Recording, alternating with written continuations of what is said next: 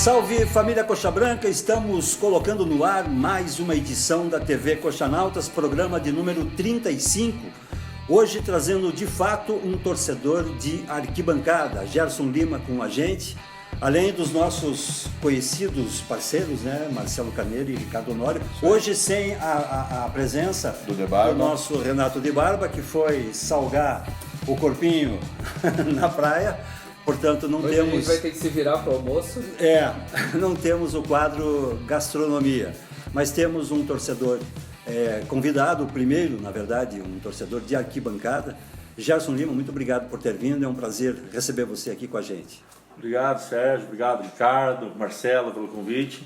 E é muito bom estar aqui, né, no Coxanautas, que eu acompanho já há mais de década, né?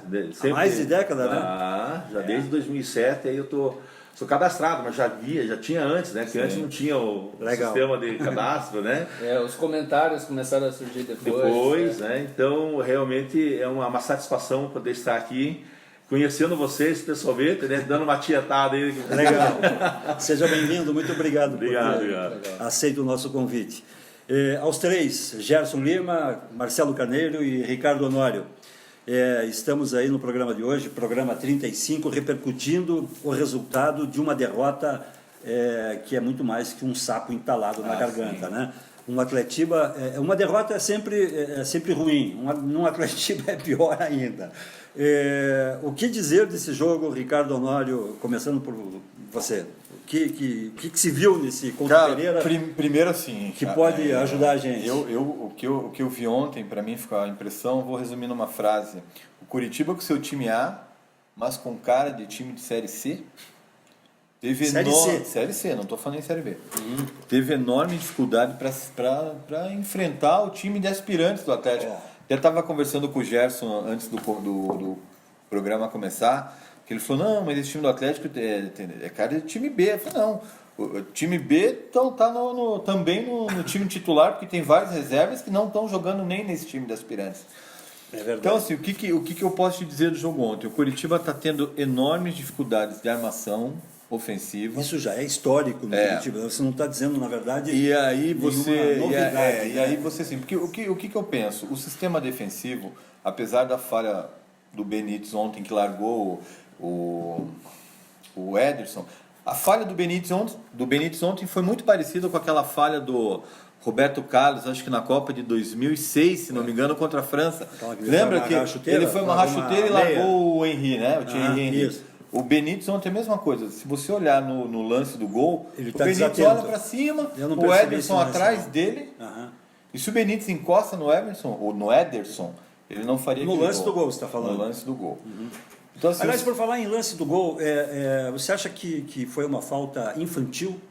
Não dá para... Foi uma falta de jogo. Porque tem gente dizendo que não foi falta. Foi uma falta de jogo. Os próprios jogadores do Curitiba reclamaram. Deixa o braço. Não, foi uma falta de jogo. Não. Eu acho que ontem a arbitragem não teve influência alguma no resultado. Até foi uma grata surpresa, porque é um juiz que está estreando no futebol paranaense, é um juiz novo. Não teve influência nenhuma. O que teve influência na derrota do Curitiba ontem foi a falta de poder ofensivo do time. Para você ter uma ideia de como o time está mal, para mim, o melhor atacante que a gente teve ontem foi o Guilherme Parede, que também não é uma solução para ninguém. O Iago Dias, horroroso. O Iago Dias muito mal. O Alexandro sumido, né? Foi dominado pelo José Ivaldo e pelo Emerson, zagueiros do Atlético, então o Alexandro não jogou. E o Rui... Aquele Rui de a sempre. gente ainda não sabe o que então, o Rui deixou em Minas aquele belo futebol que levou a América ao campeonato da Série B. A impressão Pelo menos é o que dizem, porque eu não vi ainda esse futebol do Rui. A impressão que se tem é que o Rui não quer jogar no Curitiba. E eu acho assim, Sérgio, não tem que segurar jogador que não quer ficar aqui. Porque todo mundo que a gente conversa, que a gente fala sobre o Rui, pessoas que entendem de futebol, todo mundo fala que o Rui tem um potencial gigantesco. Mas então o que está faltando? Se ele teoricamente tem qualidade, mas não está jogando, está faltando vontade. E aí vontade não tem como você colocar na pessoa, ou ela quer ou não quer, né? O que o Serginho falou, né? Exatamente. Que ele tem potencial para ser o protagonista no Brasil. Mas não vai. Ontem, e não foi só o Serginho, teve mais gente que já falou. Mas ontem ficou claro para mim, eu prestei muita atenção nisso. O Rui não se movimenta. Ele não procura espaço vazio. A mesma coisa, aliás, uma coisa ficou bem clara para mim ontem. A ideia do presidente é utilizar a base nesse começo de ano. A gente concordou, acho interessante. O problema é que os veteranos do time não estão dando suporte. Ontem, Alexandro, Rui, William Matheus e o Iago Dias... Então pior do que os da base, né? A espinha dorsal que o Samir pregou não está jogando, né? Agora, o mais terrível dessa história toda é que você ouviu o Sandro Forner na coletiva depois do jogo dizer que foi o nosso melhor jogo. E foi, de fato, esse que é o problema. Esse que é o problema. Mas Sérgio, eu discordo, sabe, de melhor jogo. Na verdade, o Curitiba não teve um melhor jogo ainda. Não, pois ele está nivelando por baixo. Não, exato, é isso que eu estou dizendo. Se você olhar para trás, nós somos piores do que fomos ontem. Ele está nivelando por baixo. Então o nosso nível está muito baixo. Você sabe o que teve ontem? Se ontem foi o melhor jogo, não queiram vocês que não viram assistir os jogos anteriores. O Sandro que me perdoe. Agora, o que o Curitiba teve ontem no segundo tempo, depois que levou gol? O Curitiba teve posse de bola, só. No segundo rodando, tempo, girando. E o Atlético bem fechado. Como se estivesse ganhando o jogo, né? O Curitiba chutou um lance, uma bola, que foi um gol que o Guilherme Parede perdeu, que não deveria ter perdido de dentro da área. Então o Curitiba teve um domínio ilusório, porque ele girava a bola, não conseguia penetrar na defesa do Atlético. Então, bola se isso... chuveirando... Se isso ser o melhor jogo, o nível de exigência está muito baixo. Entende? Isso é preocupante. A Série B está aí, nós estamos a 2 meses da Série B. É muito preocupante. Entende? E o que me preocupa, isso a gente pode rever a nossa opinião, o Curitiba deixar para contratar no início da Série B. Não dá, tem que ser agora. E outra coisa, até escrever aqui. O Samir falou uma coisa para a gente que nos fez pensar que o nível de acerto do departamento de futebol tinha que ser muito alto, até pela verba curta, né? Uhum. Só que não é o que aconteceu. O Benítez está mal e o Simeão já está no banco. O Curitiba tem vivido de umas máximas que são cruéis com ele mesmo, né? O barato que custou caro, né? Gastou pouco com o Simeão e com o Benítez, mas vai ter que trouxe solução. E agora vai ter. O barato saiu caro, vai ter que gastar, não tem outra solução. Uma coisa que eu não entendo, não estou lá dentro para saber, não sei o que se passa na cabeça da diretoria, de diretor de futebol e tal. Eles trouxeram o Wellington Simeão. Para mim foi mais uma oportunidade, trazer um jogador que poderia ajudar, que pode ainda ajudar, do que realmente ir atrás de uma solução. Por que eu te digo isso? Para essa posição do Simeão, o Coritiba tem Júlio Rushi, que assumiu e segurou a vaga. Não pode mais sair, né? Não pode mais sair. O Vitor Carvalho é mais um volante, primeiro volante. Mas ele tem o Júlio Rushi, o Galdesani e o próprio João Paulo. Então, talvez se não fosse melhor. Para que mais um volante? Para que mais um volante? Nessa qualidade, se fosse um bambambam, tudo bem, mas não é, né? Não resolve o nosso problema. Então, eu acho que a diretoria deve estar lá coçando a cabeça porque vai ter que rever o planejamento. Sim, né? Eu acho que sim. E da forma como o Sandro Forner armou o time ontem, você gostou? Com aquele já tradicional 4-1, 4-1? Sabe o que é? Funcionou, porque o Atlético jogou praticamente da mesma forma, né? Mas só que engoliu o Curitiba já desde o começo da partida. Eu vi muito. Teve uma supremacia ali no começo, aí o Curitiba conseguiu equilibrar, foi uma vez ou outra, e voltou a jogar futebol, na verdade, no segundo tempo só. Ele deve ter arrumado o que ele deve ter considerado ruim no primeiro tempo. Mas para mim tá claro o seguinte, eu sou um partidário, gosto muito desse esquema com 2 pontas abertos, né, pelos lados. O problema é que o time do Coritiba não roda, ele fica estático.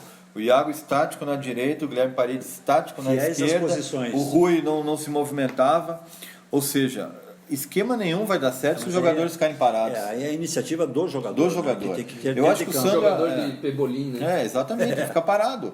O Guilherme ainda, ontem, não é a nossa solução, mas ontem ele circulou bastante, né? Não, mas o Sérgio... Ele ocupou só o lado esquerdo. Né? Gerson, o que eu quero falar é o seguinte... Quantas vezes a gente viu no próprio Curitiba jogadores que faziam, né? Que invertiam de lado, até para complicar a vida do marcador. Ontem não, o Iago não, eu lembro, eu vi uma bola que foi lançada para ele pelo Wilson com a mão, ele livre, ele esperou a bola chegar nele, o cara do Atlético se antecipou e roubou. O próprio Iago não se movimentava, o Guilherme Paredes se movimentava dentro da faixa dele, ou seja, não invertia, não vinha para o meio, não... O Alexandro fez a dele, que é estático ali na frente, a bola não chegou, ele não tem o que fazer. Agora, o Rui, que podia se movimentar, vir buscar o jogo, não fazia. E as substituições não ajudaram. Também né? não. O Cadinha entrou... Melhorou um pouco, né? Mas é pouco, pouca né? coisa. Pouca muito coisa. Muito pouco. Entrou com vontade, tudo, mas não... Teve um comentarista do site aí que lembrou muito bem que tentaram... Não foi você, Gerson? Que tentaram muito com bolas por cima, com o Rui. Mas aí já era o abafa, né, Sérgio? Aí já... nem com o Rui. No primeiro tempo. Não achei. Não achei. Eu achei porque o Rui é muito baixo para você apostar nele por cima. Não achei que o Coritiba... Acho que eu vi uma ou duas jogadas assim. Não achei. Eu acho que o grande problema do Coritiba, além da fragilidade técnica de alguns jogadores, foi a falta de movimentação. Não tinha. O time não se movimentava, não girava. O Júlio Rushi foi o único que eu via e vi diversas vezes ele tentando pressionar o goleiro do Atlético. O goleiro do Atlético é fraquíssimo com os pés. O Santos já deveria saber disso e instruir o Júlio Rushi a pressionar a saída do goleiro. Então o Júlio Rushi ainda fazia isso. Além de tentar girar a bola, vinha, buscava. Esse cara está me surpreendendo, porque não era um cara que eu apostava. Eu apostava muito mais no Vitor Carvalho, que vem fazendo a função dele de forma regular. Mas o Júlio Rushi tem me surpreendido. E acho que é um jogador que tomou conta da posição e que pode ser um exemplo para os outros, os veteranos, porque os caras não giram. Né? Acho que foi o grande problema do Coritiba no Clássico ontem, foi essa... falta de movimentação. Foi um time estático dentro de campo ontem, é isso aí. Bom, isso deve ter consequências mais na frente, né? Eu espero que não, até porque se houver, a consequência será já na quarta-feira, na partida contra o Parnaíba. Mas isso é assunto para o segundo bloco do programa, né? Só mais uma coisa que eu queria falar do time ontem. O banco de reservas pobre de opções, né? Pois e aí você não você não consegue. Entrou o Thiago Lopes como segundo volante, tentando dar mais força na saída de bola, mas teve pouco tempo.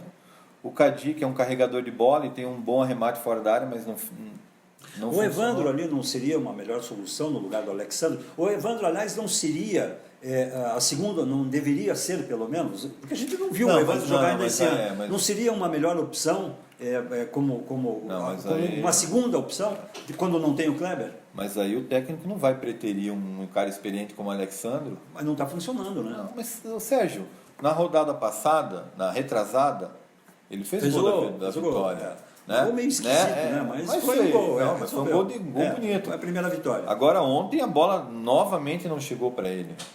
Então, e o Alexandre é um cara veterano, ele precisa de ritmo. Certo? Eu ainda acho que ele pode ajudar. A minha paciência com ele já está esgotando. Eu já tentaria o Evandro. Eu quero acreditar que são apenas 4 jogos ainda, sabe? Pois é. Agora a questão é bem essa, né? Será que além dos jogos que faltam aí dessa primeira fase do campeonato, chegaremos à segunda? Porque nós temos 5 pontos, a nossa vida está complicadíssima, estamos em 4º lugar. Esse primeiro turno para mim já era. E temos o Londrina pela frente. E o meu medo é justamente esse, que a gente vai discutir no segundo bloco, até botando já um molho aqui na história. Se o Curitiba perdeu o Atletiba, se é desclassificado contra o Parnaíba e fecha o sábado de carnaval perdendo para o Londrina, aí a nossa vida cai a casa. Mas você sabe que, para mim, o primeiro turno do Campeonato Paranaense já foi. Porque o Foz do Iguaçu tem 8 pontos. O Foz do Iguaçu tem 8 pontos, 3 a mais que o Coritiba. 2, né? O Foz pega o União Beltrão, que é um time fraco em casa. Então o Foz deve ir a 11. O Cascavel é o segundo com 7, pega o Atlético em casa. Eu acho que o Atlético é capaz de ganhar ou um empate. E o Cianorte, que é o terceiro com 6, pega o Toledo em casa, deve ganhar também. O Curitiba com 5 vai pegar o Londrina fora. Se o Curitiba não ganhar do Londrina, o primeiro turno já era. Aí vamos tentar a vaga. Tem que ganhar, não dá nem para empatar. E aí ficamos de fora durante aí 1 semana, 2 semanas, que é período de semifinal e final do primeiro turno, né? Tem um lado positivo. Tristeza, né? Tem um lado positivo. O Sandro Forner vai pôr o time para treinar, né? Pois e a gente já viveu essa experiência em outras situações e sabe que isso nem sempre é a solução, né? O time, quando tem tempo para treinar, o técnico, o treinador festeja, mas aí quando chega na rodada seguinte, você aposta, não, agora vem mais engrenado, vem mais azeitado, não funciona. Enfim, a gente tem uma encrenca pela frente. E você, Jéssica, o que você está achando desse time aí? Olha, eu entendi a proposta do nosso presidente, do Samir, de começar tudo do zero, zerar, dar oportunidade. Se falava tanto da nossa base nos anos anteriores, né? E era sempre assim, né? Os caras estavam vendo, tá trazendo alguém de fora, tem um piano da base. Agora está tendo as oportunidades. Se os caras não agarrar agora, não tem outra coisa a ser feito. O nosso meio inexiste, né? Sim. Então, todos os setores estão ruins, mas eu acho que a criação ali, se resolver a criação, o Kleber, naquele jogo contra a União, ele voltava, né? Ele voltava e alguma coisa. Começou a chegar a bola com qualidade, começou a aparecer, o lançamento ali para a direita, para a esquerda, né? Então, quem sabe seja até uma alternativa, colocar o Kleber mais recuado e ele e o Alexandre junto. Porque do jeito que foi ontem, sem criação, né? Mas ainda não é tentar usar o Kleber meio como armador. Como ele fazia quando ele estava no Palmeiras, no Cruzeiro, ele tem essa qualidade. Chegando de trás ali, né? Porque o jogador, quando ele tem qualidade técnica mesmo, assim, às vezes você consegue adaptar ele, né? Mas a gente não pode depender só disso também, né? A gente tem que... eu acho que tem que ir em várias frentes, né? Agora sim, Sérgio, o que ele falou, até complementando. Eu acho que os guris estão agarrando a oportunidade. Eu estou gostando. Três guris para mim. Os guris estão resolvendo, o problema são os velhos. O Thalisson Kelvin, o Vitor Carvalho e o Júlio Rush, para mim, eles iniciam a Série B como titulares desse time. A não ser que caiam muito de produção. Eu usaria os 4 como Agora, eu não espero nada do Romércio, por exemplo, que eu acho um zagueiro estabanado. O Romércio é aquele, lembra que a gente fala, a gente não, né, mas era uma expressão antigamente, beck de fazenda, que aquele vira para onde que, né, para onde tá virado. O nariz está apontando. É o Zambiase. O Zamba. E ali da frente, o Guilherme Parede para mim é fraco, o Thiago Lopes é fraco, o Cadi é fraco, são jogadores que eu acho que não vingam. A gente precisa de... Se chegasse um empresário hoje, vamos resolver o problema do Curitiba. Eu tenho todas as posições com uma qualidade melhor do que vocês estão usando aí. Todas as posições. Eu pediria 2 laterais. Sim. Um meio armador. Com certeza. Mais um atacante de esquerda. Um zagueiro experiente. Um zagueiro. Olha, então a gente arruma um time. A gente está falando 4, 5 reforços pontuais para resolver. Mas a gente está já chegando ao final do primeiro bloco. No segundo bloco eu quero iniciar falando sobre isso. O que eu traria hoje se fosse dirigente do Coritiba, ou o que eu pediria se fosse o técnico? Tá bom, então a gente vai fazer um intervalo. A gente não parece, mas a gente avisa sempre os convidados. O papo é gostoso e a gente não percebe, já se passaram 20 minutos. A gente faz um intervalo, a gente já volta com mais TV Coxanautas. Um instante só.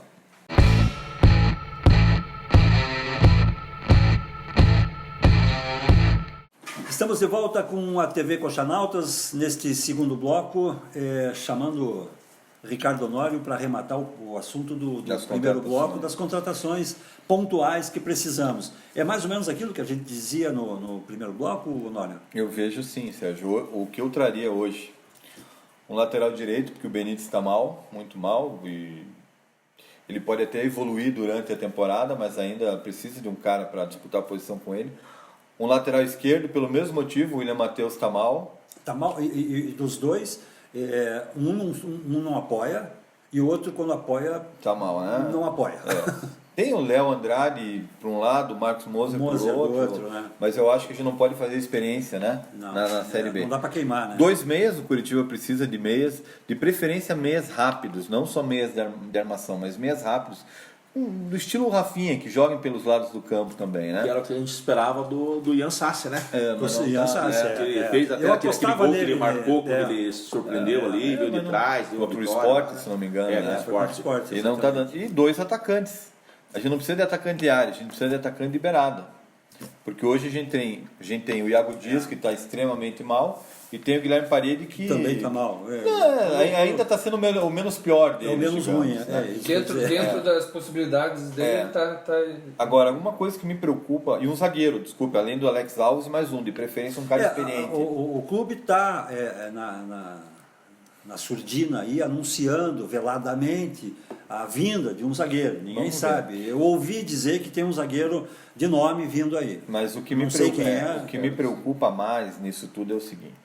Quando o presidente esteve com a gente aqui, ele falou que devido à escassez orçamentária do clube, a margem de erro do departamento de futebol teria que ser minúscula, certo? E não é o que aconteceu nesse início de temporada. O Curitiba trouxe 3 reforços até agora, dos quais um jogou, que é o Alex Alves, mas 2 deles, um já está no banco, que é o Simeão, e é o que a gente falava no primeiro bloco, que é um jogador que, no primeiro bloco ou antes de começar o programa, não me recordo agora, o Simeão veio para uma posição, antes do programa, o Simeão veio para uma posição onde o Curitiba já tinha Júlio Rucci, Matheus Galdesani, o próprio João Paulo. O Galdesani, bem lembrado. Né?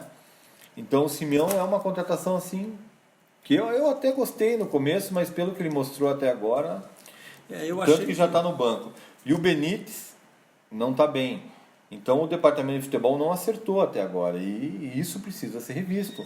Essa forma de observar jogador, É a história do que eu falava no primeiro bloco, que é o barato que saiu caro, né? Gastaram pouco, mas gastaram mal. Por um lado é bom que o Paranaense esse ano o regulamento é diferente, que tem os 2 turnos, que com essa catástrofe que está sendo o primeiro turno, dá tempo de mudar tudo para fazer um segundo turno bom e de repente até... A questão está justamente aí, né? É apostar que no segundo turno a gente tenha...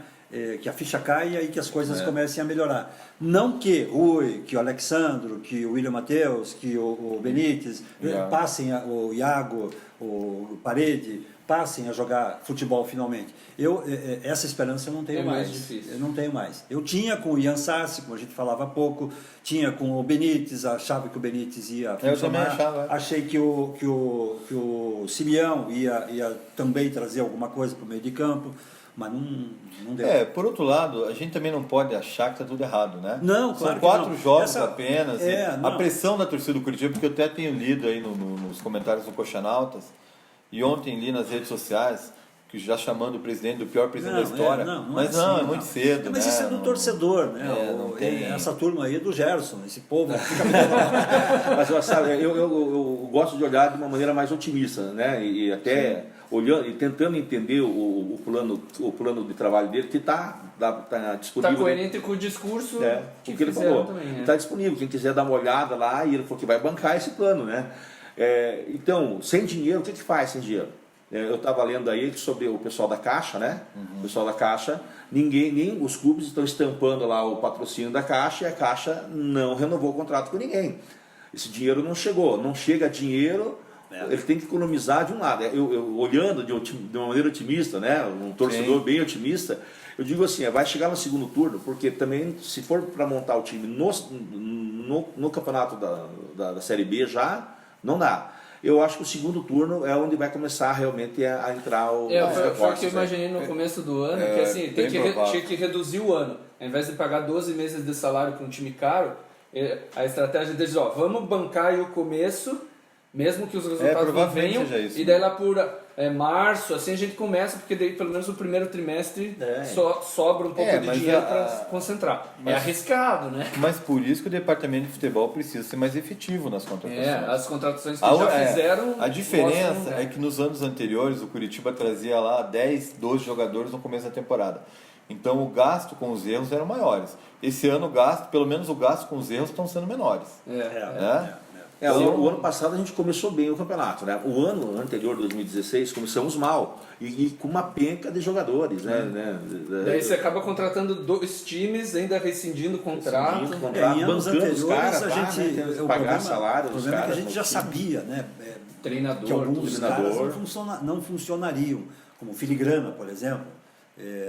Henrique Almeida, a gente sabia que não era a grande solução. E insistiram e eram jogadores caros. Né? O Henrique Almeida, por exemplo, custou muito dinheiro. O filigrana faz parte daquele pacote de contratações obscuras do Curitiba que ninguém entende. Que ninguém entende, ninguém explica. Aliás, o filigrana voltou para a Colômbia, porque ele acertou com o Paysandu, mas parece que não conseguiu ser registrado aqui no Brasil e já foi embora. Esse é mais um bonde que passou pela vida do Curitiba que não vai deixar saudade nenhuma. Filigrana e outras tantas histórias. Aquele Rui, como é que é? Foi daquela seleção do Chile também, né? Do Chile? Era Rui Simas. Segovia? Não. O Rui Dias. Raul Dias do Peru. Raul Dias. Mas o Raul Dias, você sabe que... Ele tá na seleção, né? Ele está arrebentando no futebol mexicano. Ele está arrebentando. Ele está sendo convocado sistematicamente para a seleção peruana, vai para a Copa, e é um cara que está arrebentando no futebol mexicano. Então, assim, talvez é mais uma contratação onde a própria torcida não teve a paciência necessária com ele. Eu lembro que ele foi execrado definitivamente após perder um pênalti no Campeonato Paranaense, um jogo fora de casa, não lembro contra quem era, mas é um cara que está aí arrebentando, está arrebentando. Sabe o que dói na gente? Eu vi semana passada uma entrevista do Baumjohann, do alemão, com a camisa lá do novo Vitória, time dele, dizendo que esperara boa oportunidade, que este ano seja realmente de sucesso para a sua carreira, que não sei o quê, que ele está muito bem, que ele está muito confortável. Aí você fica pensando, não só ele, como o Daniel e outros tantos que habitaram o nosso departamento médico, os caras vêm aqui, como no caso do Filigrana, que não era o departamento médico, mas que veio para cá, se aprimorou tecnicamente, no caso do Baumjohann, do Daniel. No futebol brasileiro. Agora vai embora, vai jogar em outro time. Conviveu com uma boa estrutura. Dá um sentimento muito ruim na gente de perceber que, na verdade, fomos usados. falta maturidade profissional para esse povo administrar um clube como o Curitiba. Você sabe o que eu acho, Sérgio? E talvez seja isso que a gente esteja mudando esse ano. Eu acho que na gestão do Bacelar, principalmente, faltava para eles certeza da própria filosofia deles. Eles, como um filigrana, por exemplo. Vamos trazer esse cara. A gente não sabe por que trouxeram um filigrana.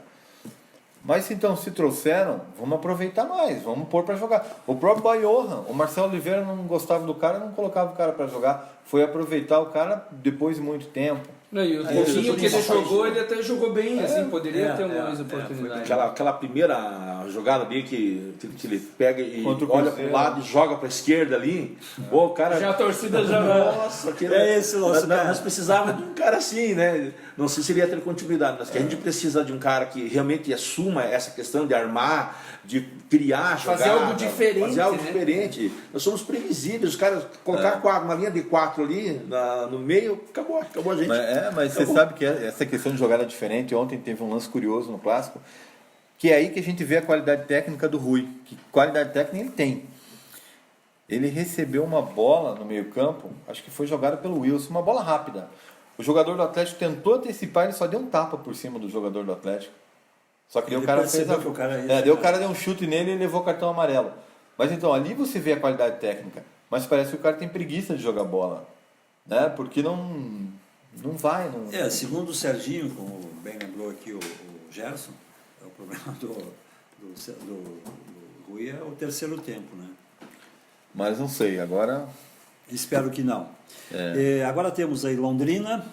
Antes do Londrina temos o Parnaíba. Eu estou com muito medo desse jogo. Eu estou com muito medo. O Honório acha que é tranquilo que a gente vai ganhar. Não sei nem se vão ganhar. Eu acho que a gente vai classificar. Tranquilo, não sei, mas eu acho bem arriscado. Você, Gerson, o que você acha? Você tem alguma informação do Parnaíba, sabe? Não, só que o diretor do time falou lá que deu graças a Deus de pegar a gente. Bom, você vê que moral... provocação, né? Não tem moral nenhuma. Não, os caras é fogo, né? Mas o Rush já também respondeu, né? Piauí lá, não sei aonde. Sei onde é que fica esse troço. Mas enfim, eu acho que a gente passa fácil também. Eu acho que ali vai. Eu tô sendo até porque o jogo não vai ser. A gente está muito machucado, a gente está muito ferido, mas acho que dá uns 2-0 ali. Os asas de Arapiraca andam soltos por aí. Mas o jogo não vai ser nem em Parnaíba, né? O jogo vai ser em Teresina. Não, mas não é o fato de ser neutro, né? Eu até prefiro que seja longe aqui do Couto, porque aqui a gente tem uma sina com esses clubes, com esses times pequenos. haja visto Nacional de Manaus, Asa de Arapiraca, a gente dá de bandeja. Nos últimos anos tivemos 2 desclassificações no Couto Pereira, né? Não, e vamos ser irônicos, né, agora, né? Mas tipo assim, nós poupamos o time principal ontem, né? O Kleber. O time do Curitiba hoje, infelizmente. É o Kleber, né? É o Kleber e o Wilson, né? Ainda tem. O meu medo, você botando tudo num pacote só, o meu medo, e isso eu coloquei na coluna que eu publiquei ontem à noite, é justamente esse. Você fica no meio do caminho na Copa do Brasil com o Parnaíba. Aliás, não é mais o Ituano, né? Agora, não, Uberlândia. Para minha surpresa, o Uberlândia passou pelo Ituano. Pois é. Também passou com propriedade, 2-0. O Ituano estava incomodando lá no Campeonato Paulista, né? Estava arrancando empate lá em Santos, enfim. Mas o meu medo é ficar no meio do caminho com o Parnaíba. E na sequência, no sábado de carnaval, tem o Londrina pelo Paranaense. Lá é mais difícil que o Parnaíba.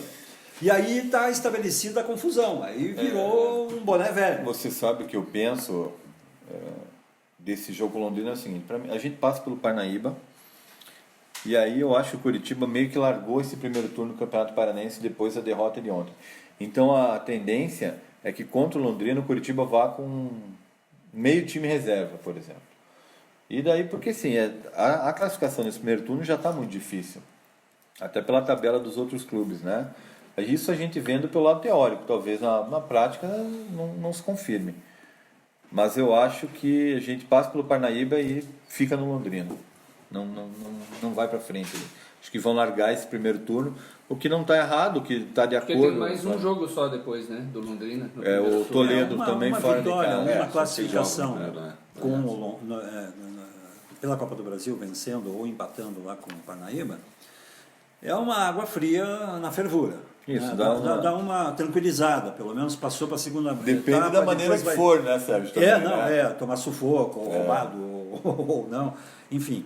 Mas pelo menos garante o dinheiro, né, que é muito bem-vindo para a segunda fase, e o time com moral, né, o clube com moral, está na segunda fase, o torcedor se acalma um pouco, deixa de pegar tanto no pé.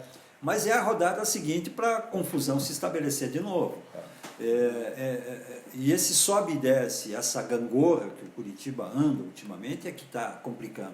Está deixando um ambiente instável dentro do clube, e isso não é bom. Porque esses jogadores aí, alguns novos e outros velhos, parecem não ter cabeça para lidar com uma situação como essa. O que é muito ruim para a própria diretoria, porque você começar uma gestão já na base da pressão pode fazer com que você tenha que rever o seu planejamento. Né? Se você observar que o planejamento inicial não está dando resultado, você vai ter que mexer nele no meio do caminho. Então, o plano B, né? O famoso plano B. Para o próprio Santo Forne, eu te garanto que se o Curitiba for eliminado do Parnaíba, e perder do Londrina, vai ser difícil segurar o próprio Sandro. E aí o futebol brasileiro é isso, por mais que mas é injusto, o cara está começando o trabalho. Mas a gente não pode, como torcedor do Curitiba hoje, aceitar uma situação assim. Não, a gente não pode admitir hipótese alguma eliminação para um time que nem é o principal time do futebol piauense. Né? Não dá para admitir, isso aí é fato. Até porque se você é eliminado hoje da Copa do Brasil, o que sobra para o Curitiba? Campeonato Paranaense e Campeonato Brasileiro, e mais nada. Então o Curitiba está se complicando até com o calendário dele para o resto da temporada. O Curitiba tem, se passa de fase, embolsa 500 agora, se passa de fase é 600, na terceira fase em diante é 1.400.000. Tem que chegar e falar para os caras, o seguinte, salário em dia, meu amigo, permanecer num clube... Depende muito disso. Depende muito disso, não tem que buscar orçamento aí. Eu acredito, sinceramente, que a diretoria está atenta a isso. Eu não posso admitir um gestor assumir um clube da tradição do Curitiba e não estar atento a isso. Ele sabe que o tiro era curto. A avaliação, vamos avaliar a base, vamos avaliar o que tem. Ia ter 2 meses no máximo. Mais do que isso não pode passar. O Sandro também sabe que ele tem prazo de validade. Ele só vai ser renovado no prazo de validade dele se ele fizer um bom trabalho. Então eu acredito começar a dar resultado. Que ele não vai bancar jogador ali. Já não bancou, já colocou Simeão e João Paulo no banco, ele não vai bancar, porque é a cabeça dele. Isso ele tá correto. Isso é um negócio que é legal, que parece que diminuiu, né? Nos anos anteriores a gente via muito jogador não rendendo e treinador insistindo, não rendendo e insistindo. Que aí a gente já começa a imaginar 1001 coisas acontecendo nos bastidores. Isso dá margem mesmo a esse tipo de raciocínio. Né? Mas é legal isso, tá mudando, pelo menos com as opções que tem. Tá faltando opção. E aí é importante, né? Ele quer ganhar o lugar, não quer ser mais um Pachequinho, que é um bom técnico, eu gosto do Pachequinho, um ídolo da nossa torcida, mas não encaixou, né? A minha dúvida está em jogador lá e tomou, né? Em ter certeza ou não que o Samir banque uma reviravolta caso a casa caia. Não sei se ele vai ter saco roxo para bancar uma reviravolta. E nem sei, indo até mais longe, não sei se ele quer fazer isso. Não sei se ele pensa em fazer isso. Porque ele me pareceu categórico com essa questão. Não vou mexer no... Não tem o plano B. Tem uma frase... Isso, ideia, não existe plano B. A gente chegou a questionar, acho que eu não sei se foi. E o plano B dele? Não plano existe. B não tem, é plano A e pronto. E eu tenho uma frase circulando dele por aí, que sobre o Sandro só cai no caso de uma catástrofe. Perder o Parnaíba seria uma catástrofe. Na minha opinião, sim. Mas quais são os valores do Samir? A gente não sabe se isso para ele é uma catástrofe. Se o Curitiba ficar fora do primeiro turno do Paranaense, é uma catástrofe. Sérgio, ele perder para o Parnaíba é uma catástrofe. Agora, manter o técnico ou demitir, o Samir vai ter que assumir a posição. Se ele quer manter, o que eu acho até correto, bata no peito e fala, eu mantenho o técnico porque eu acredito no trabalho dele. E eu vou contratar... e o trabalho dele está iniciando agora. Partida, né? A gente sofreu aí um percalço, mas eu acredito nele. É isso que a gente sente falta e sentiu e vem sentindo no Curitiba, é justamente a falta de uma convicção. Liderança. Não, de uma convicção. Eu acredito no trabalho, eu vou com ele porque eu acredito. E pode ser que lá na frente o trabalho dê resultado. Mas não é uma convicção, tem sido uma aposta, né?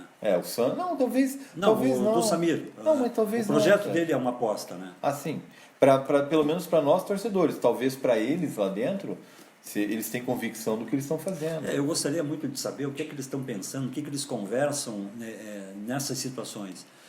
A gente fica conjecturando aqui, achando as coisas de torcedor. Nada além disso, não tem informações lá de dentro. Os anos anteriores vazava muita coisa, vai chegar. Esse ano já não aconteceu. Não acontece, só que me preocupa porque não é só o time, a diretoria, alguém de dentro lá que abria. O próprio empresário do jogador, para fazer uma pressãozinha em cima, soltava na imprensa, a imprensa comprava informação. Não está tendo esse buchichi. Talvez eles não estejam nem procurando jogador. Isso deixa a gente preocupado. Essa demora é angustiante. Realmente isso dá uma... E a gente vai permanecer nessa angústia pelo menos até a semana que vem. Até quarta-feira que tem o jogo do Parnaíba. É isso aí. A gente encerra por aqui, então, esse nosso bate-papo. Gerson, muito obrigado por ter vindo. Obrigado. A casa é sua. Como disse ao nosso convidado, o Dr. Hipólito, na semana passada, passando por aqui, bata na porta e vai entrando. Já conhece o endereço. De Barba estiver aqui para a gente fazer Hoje não tem. Obrigado, Gerson. Obrigado mesmo. Um abraço, Ricardo Honório, Marcelo, ao nosso amigo lá. O Carlos Eduardo. Carlos Eduardo. Obrigado por ter vindo. Ajudando a gente. É um parceiro nosso aí.